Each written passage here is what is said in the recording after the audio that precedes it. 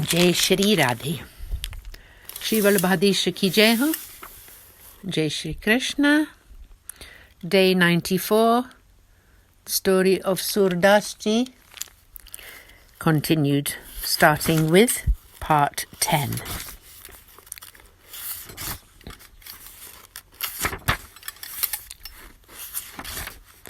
In this way, Surdas ji served the Lord with his poems for many, many days. He then felt that the Lord wished to call him to his side. Bhav Prakash, what is this about? When the Lord wishes to appear on earth, he first of all sends down all the devotees from Vaikuntha to appear here. After that, he himself comes and performs various pastimes with his devotees. He then retracts them all back to Vaikuntha and plays with them there. So Nanda, Yashoda, the gopis, the cowherd boys, Vasudev, Devaki and Yadav all appeared on earth before he did. He then came and performed all his pastimes, after which he performed the worldly pastime of destroying the Yadava race through the means of a pestle. Srimad Bhagavatam, Book 11, Chapter 2. There was no such worldly pastime involving Sri Nandaraji, Sri Yashodaji, nor the gopis. In the same way, Sri Acharyaji and Sri Gosaiji are manifestations of the Supreme Lord. He also brought souls related to the eternal Leela as Vaishnavas. Sri Acharyaji had already disappeared. Sri Gosaiji would follow that same path, but he would not depart until the great devotees had been established in the eternal Leela. He would not show his passing to the devotees. He told Chacha Harivams to go to Gujarat. When Chacha Harivams had left for Gujarat, only then did Sri Gosaiji disappear. It was Sri Govardhandhara's wish to call Surdas back to eternal Leela. Bhagdas continued, part 10. Then Surdas ji thought, I had made the plan to compose 125,000 poems. I have only finished 100,000. With the grace of the Lord, I must write 25,000 poems more. After that, I will give up my mortal coils. Whilst he was thinking thus, Sri Govardhandhara appeared before him and then said, Surdas, I have fulfilled your wish to complete 125,000 poems, for I have composed the next 10,000 poems, next 25,000 of them. Go and look at your poem book. Surdas asked one Vaishnav to go and look at his kirtan book. The Vaishnava went to look and saw that throughout Surdas's written poem collection appeared the chap, signature or seal, Surasham. They appeared in all the sections. There were 25,000 of them altogether. The Vaishnava told Surdas, up until yesterday there were no poems with this Surasham signature. Now they are appearing in all the varied sections. Surdasji bowed low down to Srinathji and said, by your grace my intention has been fulfilled. Now please tell me what it is that you want me to do.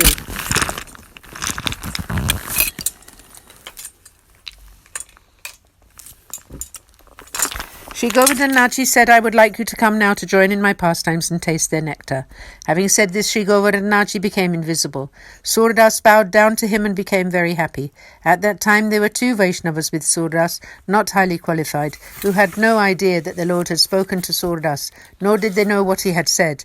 This is because the Lord's form is only visible to experienced Vaishnavas and not to anyone else. Part 11. Surdas then came to Parasoli. This is the place where the Rasa Leela is eternally performed, where Brahma's moonlit night is constant, and where the Lord performs all the Leelas as described in the 5 chapters of the Srimad Bhagavatam concerned with this great circle dance, Shri Ras Panchadhyayi. This is where the great rising moon manifests, and this is where the moon lake exists, a truly supernatural location. Bhav Prakash. The 8 Ashtachap poets are Sri Krishna's 8 friends, the Ashtasakha. In Sri Giriraj there are 8 doors which belong to these 8 sakhas. They enter Sri Giriraji through those doors when it is time for them to let go of their mortal coils. Then they adopt their supernatural bodies and remain constantly in the eternal Leela. There is one door at Govind Kund. In front of that is the moon lake in Parasoli, and that is the place where Surdas is the head of the Seva. The second door is at Apsara Kund. This is Chittaswami's place. The third door is at Surabhi Kund, where Paramananda Dasji is in charge of the Seva, and there is a door near to Kadam Kandi, where Govind Dasji is in charge.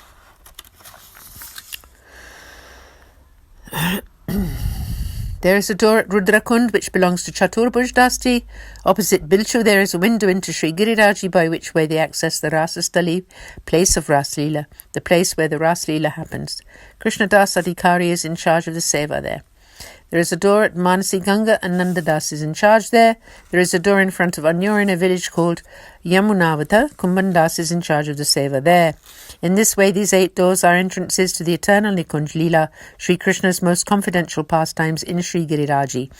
The 8 Sakhas are also the 8 Sakhis who are always engaged in services there. Surdas's place is Parasoli. Part 11 continued.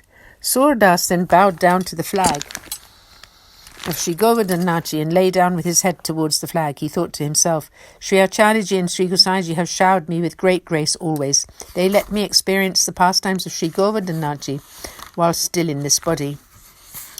But if I could just have the sight of one more time of Sri Gosaiji, then I would be lucky. Sri Gosaiji's name is the ocean of grace, and he is most kind to his devotees, fulfilling all their wishes. At the same time as Surdas was meditating in this way on Sri Gosaiji was adorning Sri Govardhan Nachi. He realized that he had not seen Surdas sitting there in the temple to sing, and so he asked those in service around him where Surdasji was. One Vaishnav replied that Surdas had come to see the Lord at the early morning service, and then, after greeting all the Vaishnavas with the Lord's name, had gone to Parasoli. Then Sri Gosaiji realized that it was now the wish of Sri Govardhan Nachi to call Sri Surdasji to his side. That is why he had gone to Parasoli. Sri Gosaiji announced that the boat of this path of grace is about to sail, so you should take from it whatever you need. Go to see Surdasji. I will also come there after the Lord's lunchtime seva. All the Vaishnavas then went to Sri Surdasji. Bhav Prakash. Surdas was contemplating Sri Govardhan Nachi's and Sri Gosaiji's forms and stopped speaking. Sri Gosaiji asked a group of 15 Vrajavasis to keep him informed of Surdasji's condition. They came and told him that Surdas was no longer speaking. After completing Srinathji's midday service, Sri Gosaiji went to Parasoli. With him were Ramdas, Kumbandas, Govind Swami and Chaturbhaj Das, together with many Vaishnavas. Surdas was unconscious. Sri Gosaiji held his hand and asked him how he was feeling. Surdas sat straight up, bowed low to Sri Gosaiji. You came, he said. I was just waiting for you to arrive. You are so merciful to let me see you at this moment. I was meditating on your form. Surdasji burst out in song. Rag Saranga. Take a look at Sri Hari's charming disposition. He is very deep, an ocean of compassion and generosity, the crown jewel of all the wise. He grants a reward fit for a mountain of service to one who has only given a mustard seed's worth. If one of his servants makes an ocean of offences, he regards them as a single droplet. His joyous face and lotus feet that you see when he is before you, you will still see, unchanged, even if you turn away from him and look again afterwards. This is grace. This is his grace. This merciful Lord suffers anxious separation from his devotees and runs behind them. The poet Surdas now asks, when the Lord is so gracious, why would you foster the misfortune of turning your back on him? Surdas sang this poem to Sri Gosaiji. Sri Gosaiji remarked, how Sri Thakurji grants the great boon of humility to such great devotees. This is complete grace. This Surdas is a true vessel of humility.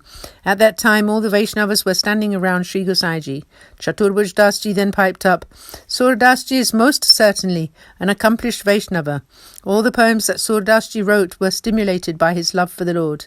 However, he never sang Sri Acharyaji's praises. Hearing this, Surdasji spoke out, everything that I have sung has been about Sri Acharyaji. If I had seen Sri Acharyaji and Sri Thakurji as different, I would have praised them separately. But since you have posed this question, I will give you the response. Hear this pada and know that all my compositions have been in this mood only. Rag Bihagaro. Place your firm faith and take shelter in his feet. Without the light emanating from his toenails, the whole world would be in darkness. There is no other practice in this age of Kali through which one can reach true liberation. The poet Surdas now states, I am doubly blind, physically and spiritually, but I am your willing, wageless servant.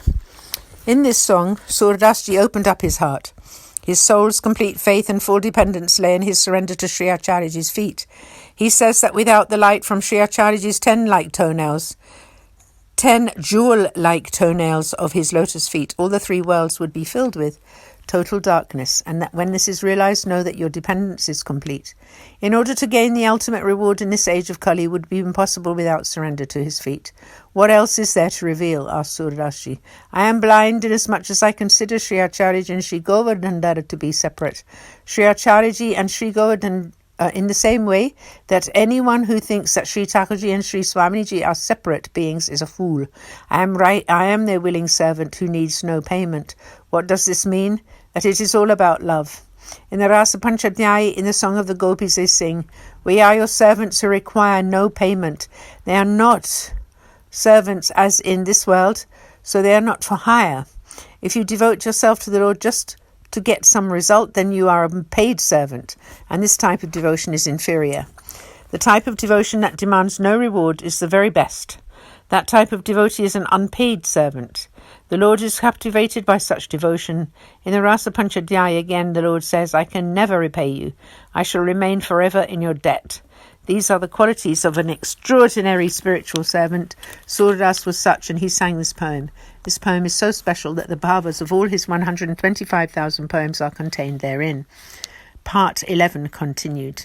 Hearing this, Chaturbhuj Dasi was very happy. Sri Gosaiji and all the assembled Vaishnavas witnessed the immense love in Surdas's heart, which is why Sri Acharyaji had called him an ocean.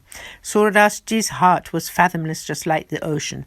Chaturbhuj Dasi again piped up, "O Surdas, only you can guide us as to how to retain such divine love. Please also reveal to us in brief the true form of the path of grace of Sri Acharyaji. How can we taste the nectar of this path?" In reply to this, Surdas sang this poem. So this poem we will start tomorrow's reading. Aaj ke Anand ki jai ho ji, jai jai Shri Radhe. Sabhi Vaishnavan ko jai Shri Krishna. Srinath ji pyare ki jai. Sri Giriraj Dharan ki jai. Jai jai Shri Radhe.